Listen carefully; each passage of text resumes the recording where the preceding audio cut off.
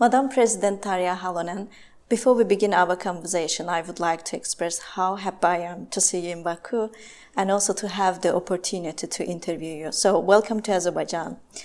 Throughout your career, you have demonstrated strong solidarity with the women around the world who are addressing issues of social equality, human rights, gender equality, as well as democracy and sustainability. So, let's start from the beginning.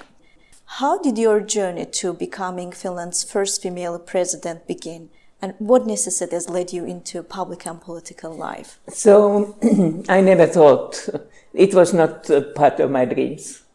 So, in the matter of fact, I can tell a sweet story about my childhood. When my parents asked me that what I could be when I'm a big one. So I answered that I want to be that one who's decorating the Christmas trees.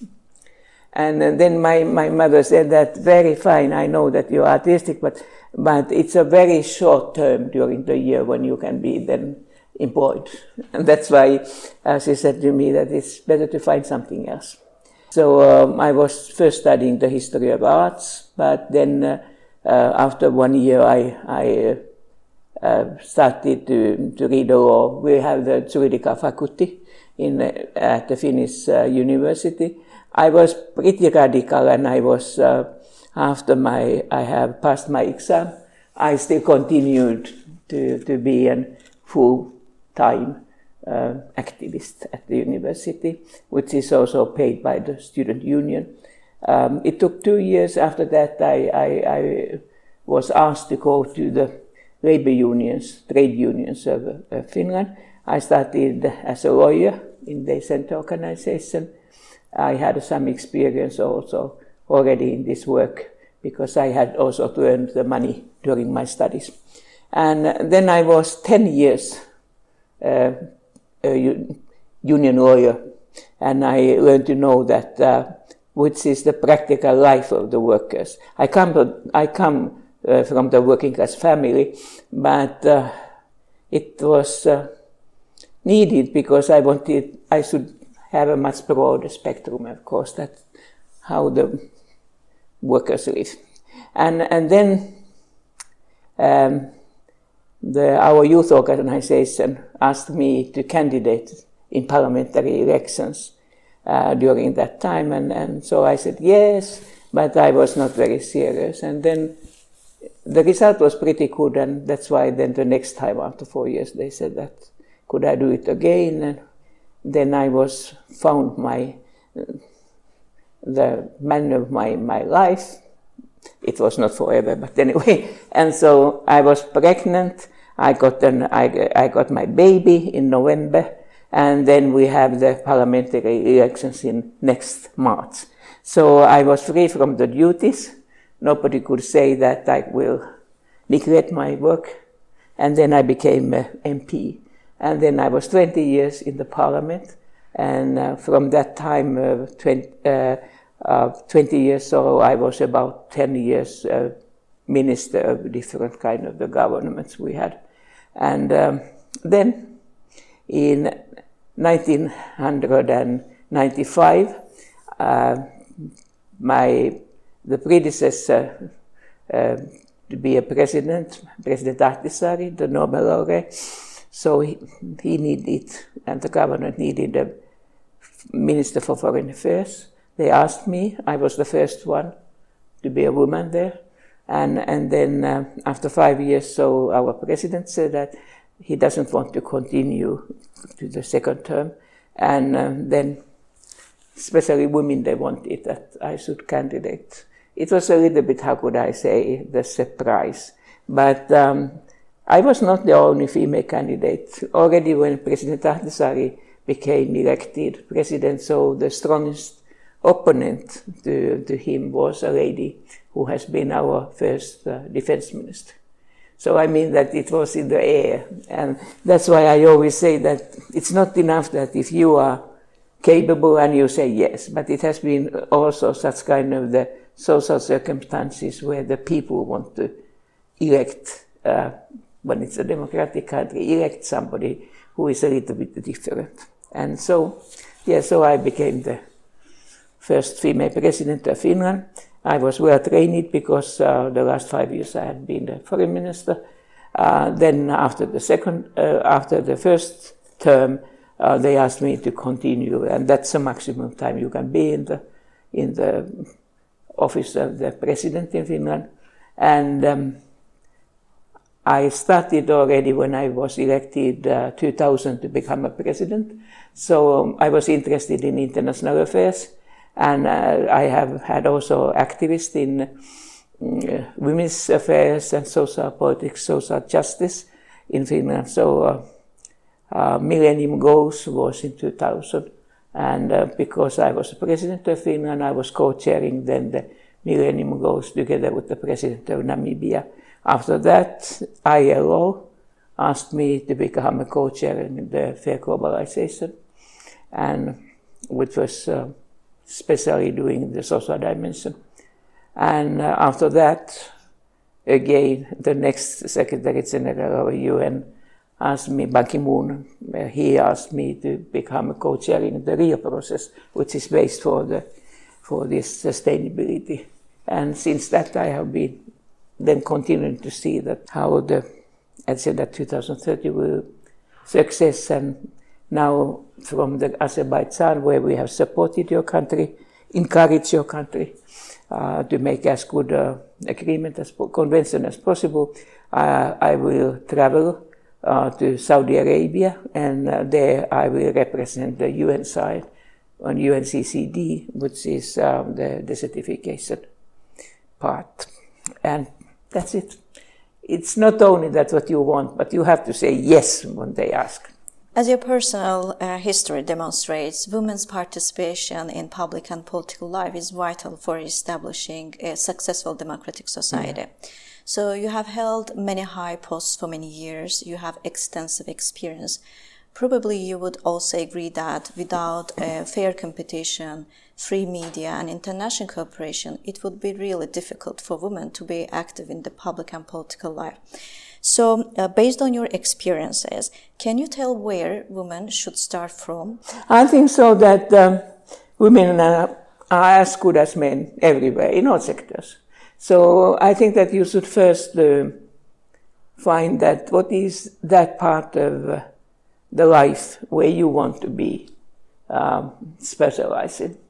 Not always possible to choose only by yourself, but about the alternatives. And then when you are good enough, so I hope that your partners, your colleagues will also push you further. I would say so that in Nordic welfare society, so social justice is very important. And then I would say so that whether you become a president or not, so the free media and especially the freedom of the thoughts of the people, whatever they are doing, whether they are teachers, whether they are journalists, whether they are doing whatsoever else, that they have been free from being afraid of that what if he or she will tell one's own opinion that you don't get the negative consequences. Of course, you might get the critics and social media is terrible, but I mean that not by the state. And so I think that freedom of the press, freedom of the thoughts is one of the basic issues of modern democratic society. I would say that political rights, freedom is important, but so is also the social side of the society, so that you will be also independent in the sense that your economical situation is also in the bad situation, like if you become sick also, that it's guaranteed. And health is in that sense also important, and educational rights, because people have to learn to not only to read and write and mathematics, but also be critical reader of the media and the books. As you mentioned, you also co-chaired UN Secretary General's high-level panel on global sustainability. We know that climate change disproportionately affects women, especially those who are living in vulnerable communities, and it also exacerbates existing inequalities. So what measures do you believe are essential to ensure that women are not only protected, but also empowered to lead the climate resilience efforts? The gender equality is not, how could I say, it's not a clear thing all over the world. And people don't notice that even the legislation can be the same, the paragraphs can be the same. But in the matter of fact, in practical life, men and women will be targeted in different ways. For instance, the risk for a woman or girl to die in climate catastrophe is 14 times more than what that of man or the boy. And it is a combination what women are doing, of course, but it's also part of the social traditions the different countries can have. For instance, that men, boys have a privileges not only at education or in public life, but also in the families. The boys will get the better food and they will be looked after more carefully. I know that. And that's why I think that we should especially be very careful that how these issues are concerning the girls' and women's life. And that's why we are now here in Baku. We have underlined very much the fact that women's situation should be taken into account more seriously. We have had already since Doha, we have had a special women's program in climate change so that they could see the possibilities to channel more money there and resources.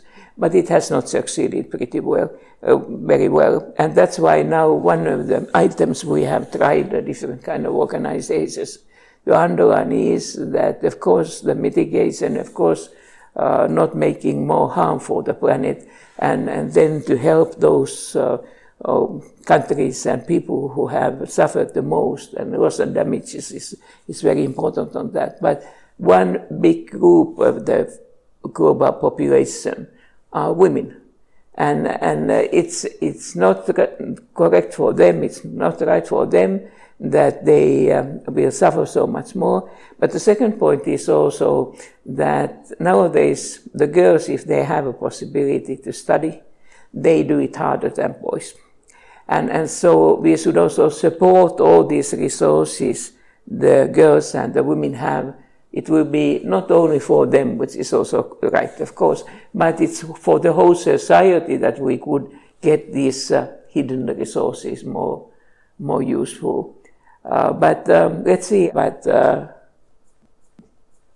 I know that many young ones, they say that, why it's so terribly difficult, because everybody should understand that it would be smart.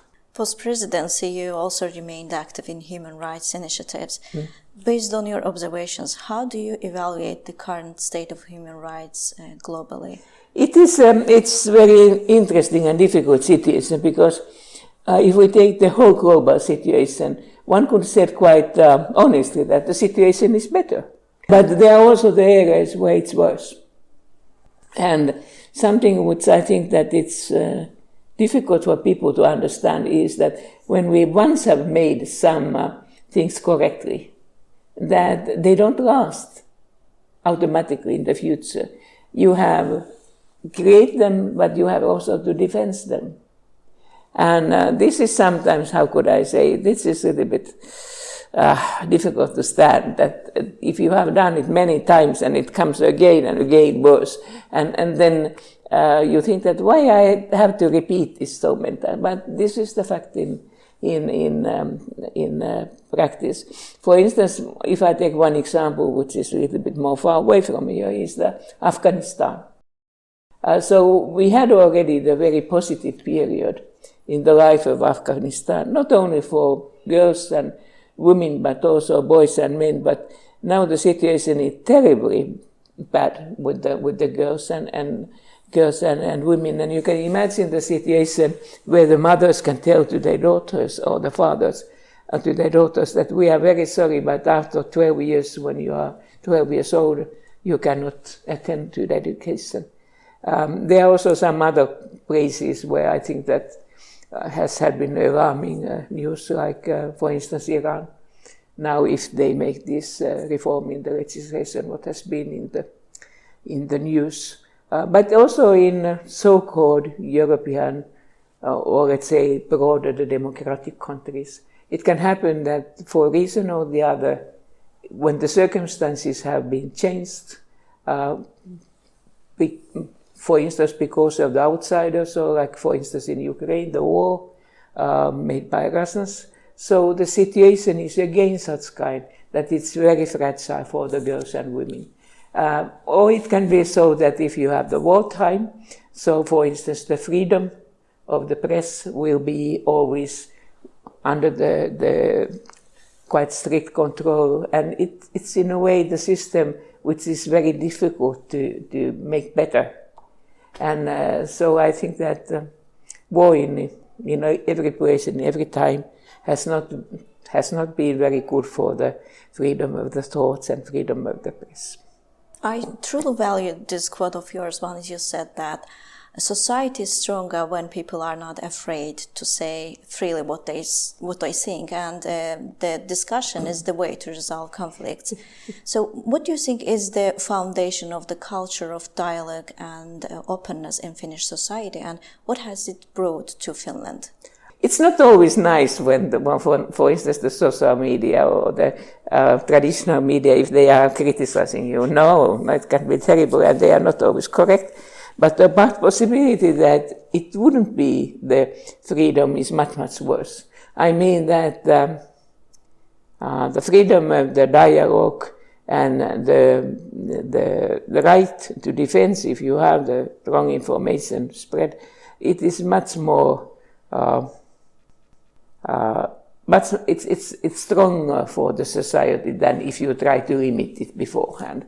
And so I would say only that teaching children already to be critical, critical in the discussions, it will be much more effective than trying to, how could I say, in beforehand to say that this or that is dangerous. So I think that we have seen it not only in Finland or other Nordic countries, but you have seen it all over the world, that always when somebody is trying to limit the freedom of the thoughts, it's not good, it's not correct for the person, it's her or himself, but it's also not good for the society. President Halonen, Kitabıstan was founded with the inspiration of Finnish model. We started our journey by publishing the book Finland, the Country of White Lilies in Azerbaijani. So as a former president of Finland, your book recommendation would be very interesting to our followers. What book would you recommend to us to read? I think that you have to be a critical reader, also concerning Finland. We have had the better periods and the worse periods, and then you can, this is open. You can see that it has worked also with us, and we can see also that if something worse situation has come, that how to get rid of it. So I hope that to have all the readers that enjoyable time for reading and being critical. Thank you very much for taking your time. Thank you very much for this possibility to discuss with you.